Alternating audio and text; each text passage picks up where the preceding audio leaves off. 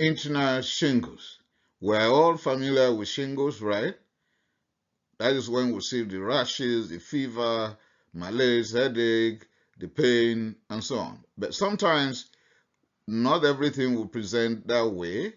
We might not see rashes at all, yet having pain, and it is shingles. In that case, it is internal shingles, otherwise known as Zoster, Sine, Herpete, presenting with pain for months and even years without appropriate or accurate diagnosis. By way of definition of Zoster, Sine, Herpete, it's better we find out some facts. Chickenpox is very common. We're all familiar with that, caused by varicella zoster virus.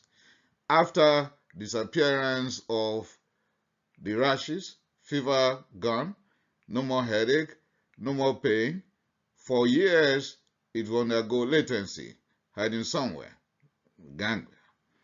But reactivation is possible later in life due to many factors, including immune suppression, other diseases, medications, diet, stress, and the list goes on.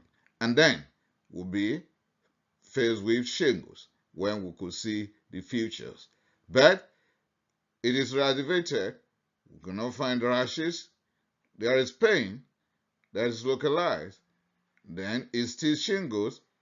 In that case, it is Zoster, Sine, Herpete.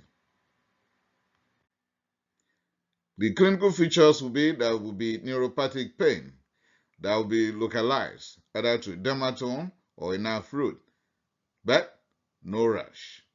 The pain can last for months or even years. The pain here will last more than the typical shingles where we can see rashes. The true relief will be antiviral agents.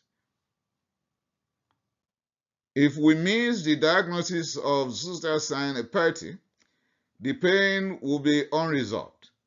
There can be stroke, cerebral ataxia, meningoencephalitis, myelitis, Bell's palsy, Ramsay-Hunt syndrome, polyneuritis cranialis, where so many cranial nerves could be involved, but would not be involving spinal cord at that moment.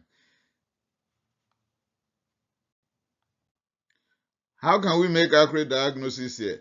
Thorough history that will include history of chickenpox in the past. Then physical examination to be sure this is dermatoma or radicular, the pain. Then let's think of lumbar puncture. Rule out all contraindications to lumbar puncture.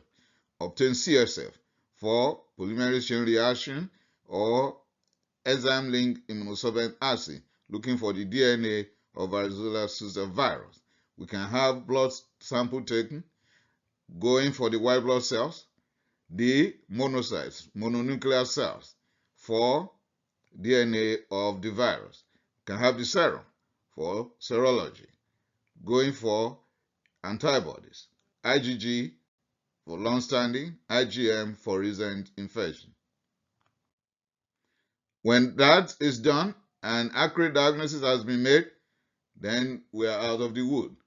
Analgesics, antiviral agent, and that will end the months or years of pain without accurate diagnosis. Less money will be wasted on big investigations. Just the history of chickenpox, and knowing that the fact that we've not seen rashes has not ruled out shingles. Shingles could be internal and damaging the system more and more. And once we're able to get accurate diagnosis, antiviral agents will solve the puzzle. Thanks for listening. Please remember to share.